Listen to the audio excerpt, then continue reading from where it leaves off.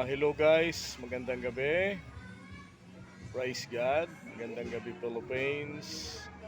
Magandang gabi Luzon, Visayas, Mindanao.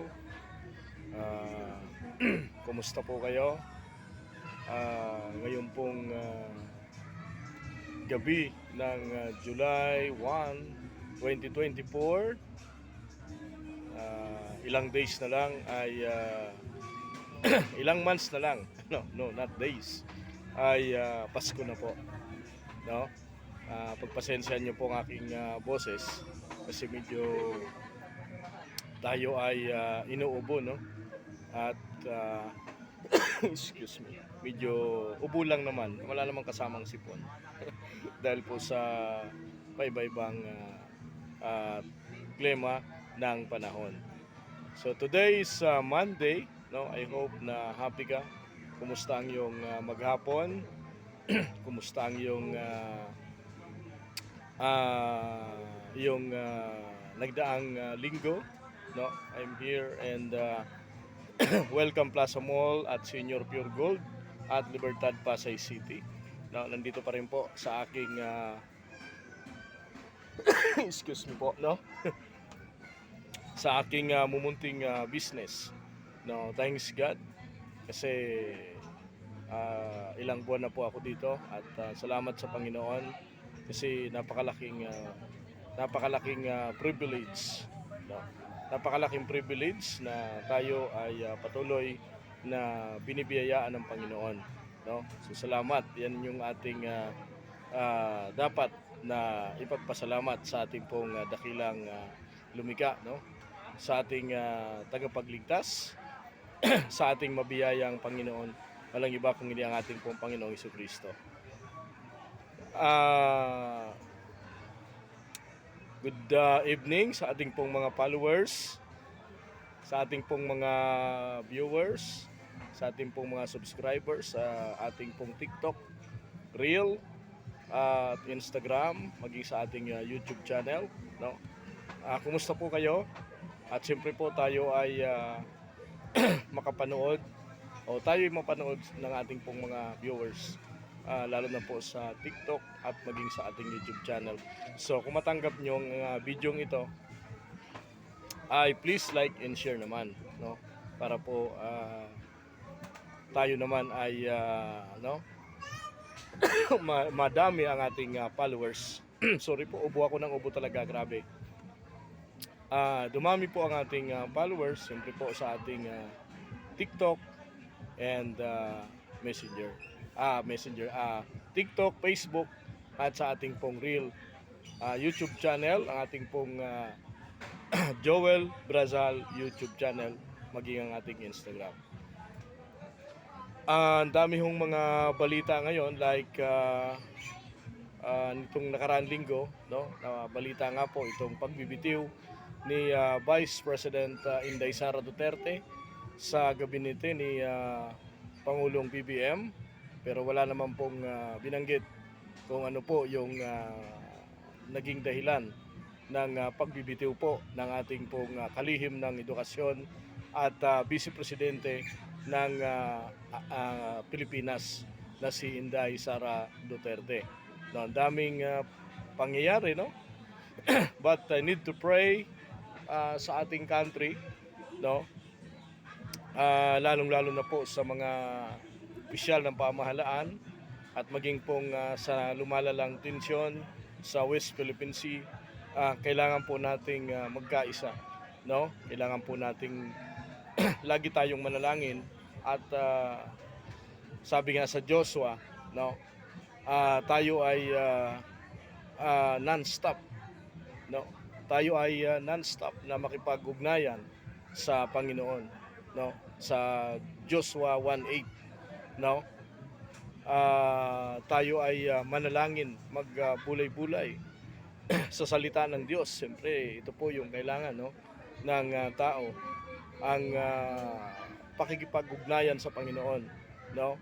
And ang Panginoon nga po kasi kapag mayroon po tayong tinatawag na direct access sa Panginoon, ay matamasa natin yung biyaya ng Diyos. no, kapag tayo ay manatili at talagang nakipag-ugnayan sa Panginoon. So kailangan natin ng panalangin, kailangan nating pray ang ating country, no, ang West Philippine Sea. Siyempre pag-pray din natin kasi alam nyo po, kahit naman ganun sa China, no, na wala silang kinikilalang Diyos, may mga Pilipino din po doon na nadamay, no, sa matinding pagbaha na nararanasan po sa bansang China, no. Marami pong mga lugar ang lubog sa baha, no, at marami po ang namatay, marami po milyon po yung mga nasira na mga ari-arian na kung makikita po natin sa mga video na pinapalabas ay doon po sa bandang China, no, na kung saan po ay sila po ay nakaranas ng matinding dilubyo dulot po ng walang humpay na pag-ulan sa bansang China. So ipanalangin para natin sila na sila po ay makakilala sa ating pong Panginoon. Yun po yung napaka-importante, no?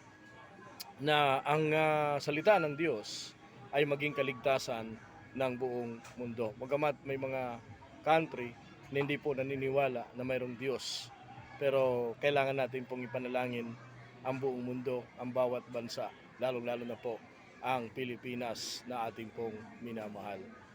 No? Siguro sa mga susunod na linggo, makaranas na rin po tayo ng mga pag-ulan dahil po sa tinatawag na transition o yung habagat. Although meron pong mga pulong-pulong pag-ulan, pagkulog at pagkiblat, dulot po ng easterlies at ng iba pang mga weather system na maaaring pong magpaulan sa ating pong bansa.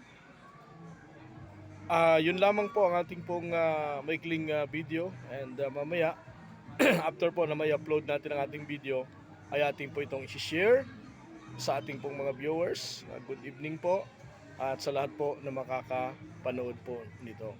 Let us pray. Father, we thank you, Lord, this evening. Panginoon, kami po ay magpasalamat sa iyo sa kabila po ng mga naranasan po naming mga problema sa aming pong mundo na ginagalawan.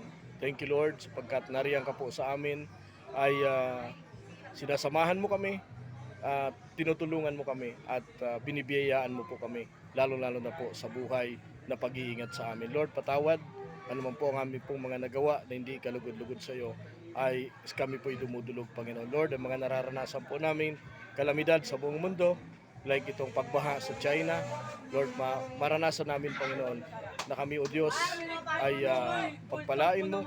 Kami, Panginoon, ay samahan mo sa anumang pong kaganapan na nangyayari sa aming pong mundong kinagagalawan. And Lord, I pray na ang bawat bansa ay magkaisa, ang bawat country, bawat leader ng bawat bansa ay magkaisa, Panginoon, na hindi po mauwi sa mga digmaan na labanan kontra bansa, hindi po namin ito maranasan, Panginoon. Father, we thank you at ingatan mo po kaming lahat, samahan mo po kami. Ito po ang aming samot dalangin sa pangalan ni Jesus, namin po tagapagligtas. Amen and amen. And muli po, I'm here and welcome Plaza Mall at Senior Pure Gold, Libertad, Pasay City, JB Wellness Blind Massage. Please call 0949-410-0259. Ulitin ko lang po, 0949-410-0259. Yun po ang pwede ninyong i-text, tawagan, sa ating pong website, ang ating pong JB Wellness Blind Massage. At i-follow din po sa TikTok and YouTube channel, ang ating pong Joel Brazal YouTube channel. Thank you po and God bless, mga kapatid. Back button window. Tab again.